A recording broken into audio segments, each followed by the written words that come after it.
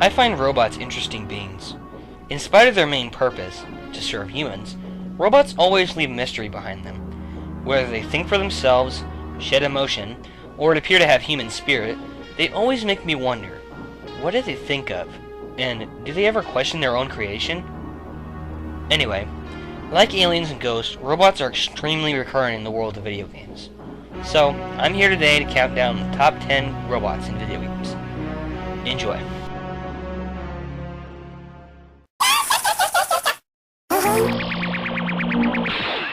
Let's start this list off the proper way, with Kirby.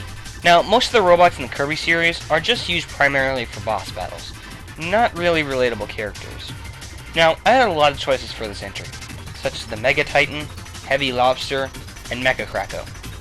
But the best one I could think of is the HR-H from Kirby 64. Seriously, this thing looks damn awesome. As the boss of Shiver Star, the HR-H is one of the best bosses in the whole game. To start the battle off, you need to dodge his missiles, lasers, and arms accordingly. To beat this first phase, you have to hit his arms until his energy is depleted. Once you do that, you think it's over, right? Well, no. It gets even better. The HR-H lands on the never-ending bridge and flips his arms around to turn them into some kind of wire cutter things. Next thing you know, it's chasing you while trying to kill you. Same method here. Dodge his attacks and aim for his weak point. Now, unlike the later entries, the HR-H does exactly what it's programmed for. To take down the enemy, in this case Kirby. But just because of how awesome this robot looks, and the great battle with it, I had to put it at only number 10. After all, this isn't the only entry on the list to be a giant robot that's ready to fight.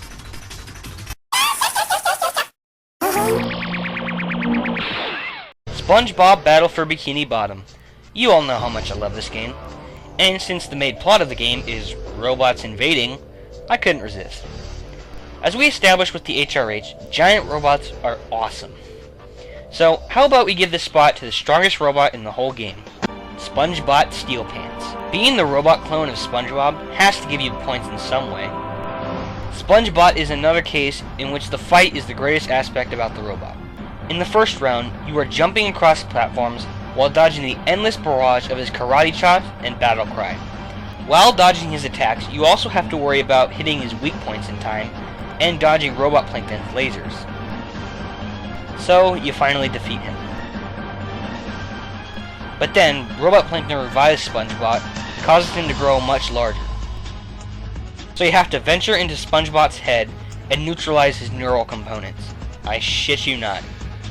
Just like HR-H, SpongeBob is lower on the list because the only thing he has to offer is a fight to the death. But man, is it awesome!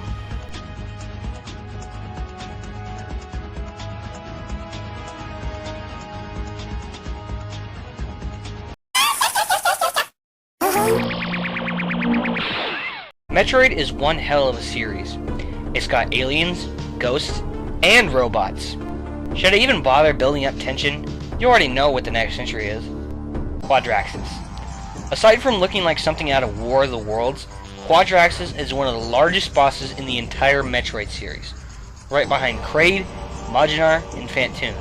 Quadraxis was built by the Luminoth to protect their precious temples prior to the Ing invasion. But when the Ing managed to grasp Ether and take over, Quadraxis was then sent to guard the Ing Hive from interlopers. When Samus first encounters the colossal machine, she is treated to a multi-phase showdown of Annihilator Beam Hell. Now, if you've seen Alex's list of his favorite Metroid bosses, I shouldn't have to go into further detail. With its great design, colossal size, and the awesome fight, Quadraxis is the ultimate giant robot. Let's just hope the robot doesn't have a clone that's unheard of. That would be bad news.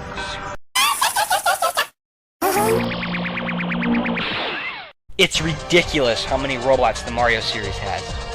Let's name some of them off. There's Huhuras, Robot, Smithy, Mecha Bowser, Magnus Von Grapple, Megaleg, Digaleg, Fractail, Racktail. But with the introduction of mechanical geniuses like Fawful, we were introduced to many new creations, such as his vacuum headgear and the Fawful copters. Number 7 on this list are the Mechles. Seriously, do the math. You knew they'd be on here. The Mechles are on the list for one reason.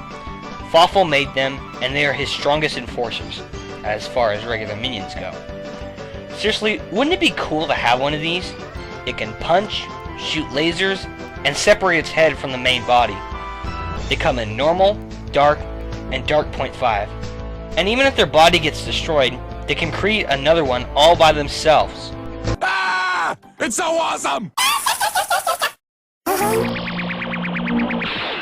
Alright, technically number 6 on this list is a cyborg, but I have to put him on here.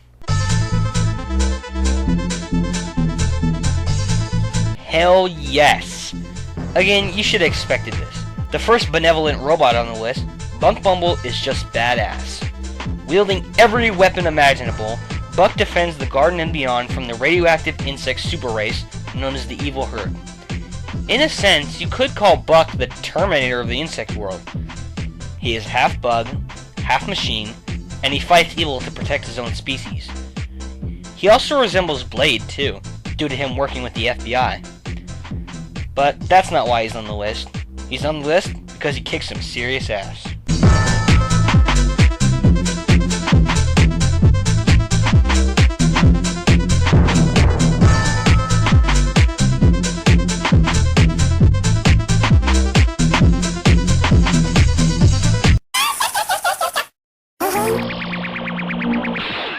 Known by many as Robotic Operating Buddy, R.O.B is well deserving of number 5. To begin with, R.O.B is not only an in-game character, but he's also a peripheral, one of the most famous for that matter. While the peripheral was noisy and battery consuming, R.O.B was the reason consumers in the 80s trusted video games again, as he successfully marketed the NES as a toy. He held up the sales until 1985, and then you can probably guess what happens next. But R.O.B's most interesting role, by far, is within Super Smash Bros. Brawl. Throughout the Subspace Emissary, the world was continuously being sabotaged by the mysterious Ancient Minister. It turns out that the Ancient Minister is the original R.O.B, which Taboo made clones of. R.O.B was forced to sacrifice 2 of his own kind every time he detonated a subspace bomb, which is done constantly throughout the game. When Ganondorf attempts to blow up the subspace bomb factory, R.O.B tries to stop all the others from doing so. But then, Ganondorf takes commands and forces all the R.O.Bs onto that single R.O.B. Thankfully, R.O.B pulled through and sided with the heroes. R.O.B is not only a great robot, but he's also a great character. Nintendo, you really need to include R.O.B in more games. After all, James needs a break from all that Gyromite and stack-up crap. What the fuck? Robo fuckers are a piece of shit!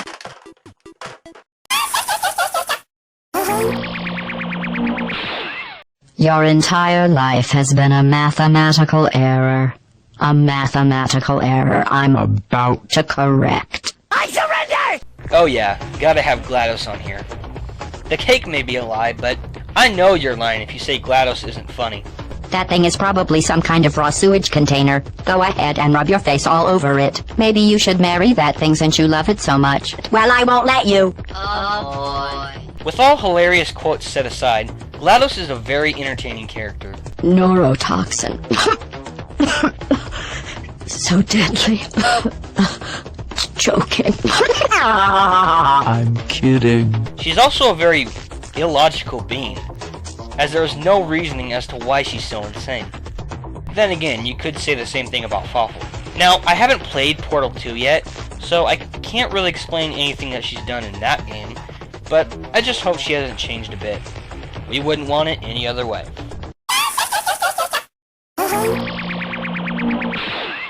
I love the Ratchet & Clank series. Such a perfect combination of shooting and 3D platforming. Of course, with great gameplay, you gotta have some great characters. For some reason, most fans prefer Ratchet over Clank, at least from what I heard. But let's face it, Ratchet would be pretty much nothing without Clank. Clank was always my favorite character in the series. He has a likable personality, he's unbelievably helpful, and he has saved Ratchet on more than one occasion. And if that wasn't enough, he's also a secret agent. Isn't that not fucking awesome? Clank reminds me a lot of Luigi. He's awesome, he's underappreciated, and he has saved Ratchet just as Luigi has done for Mario.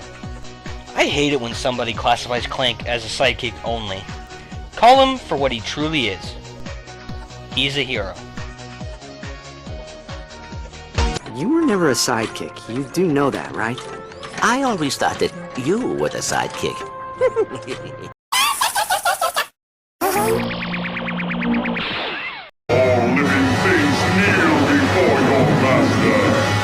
When most people think of a robot from the Sonic series, they instantly think of Metal Sonic. And I don't blame them. He's tyrannical, merciless, and powerful as fuck. Well, sorry, but he's not on the list. The spot of number 2 belongs to E102, otherwise known as Gamma. To me, Gamma is one of the most memorable characters in Sonic history. The thing that makes Gamma different from the rest of Eggman's robots is that Gamma actually has feelings. He despises Eggman's poor treatment towards his brothers and ultimately rebels against his creator, just like anyone would. He's also very sympathetic towards a bird Amy's been looking after. When Gamma encounters Beta on the deck of the egg carrier, he battles with Beta and gravely injures him. After checking on him, Beta shoots Gamma due to rage. Beta then explodes and unveils a small bird that resembles Amy's bird. Right then and there, Gamma discovers his true family and gives in to his fate.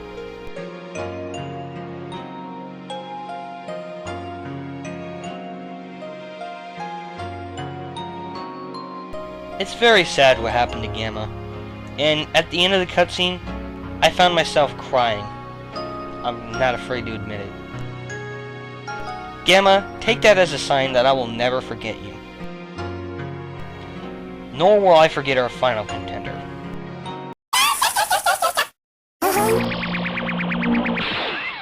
The Mega Man series has an unfathomable amount of robots. There's Mega Man, Bass, Duo, Rush, the 78 Robot Masters, and all 64 Mavericks. But out of all of these robots, there can only be one champion.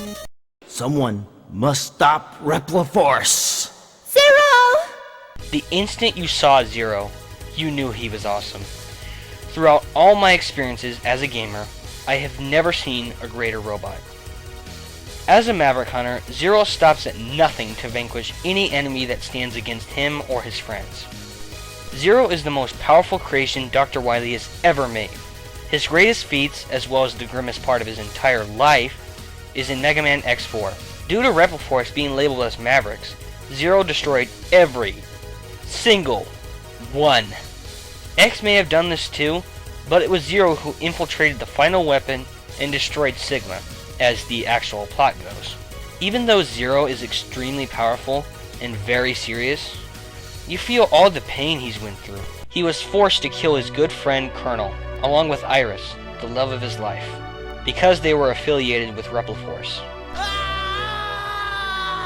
And even after all that crap, he still fights alongside X to ultimately keep the peace. Zero, I salute you with my greatest integrity. You are the greatest robot in video game history.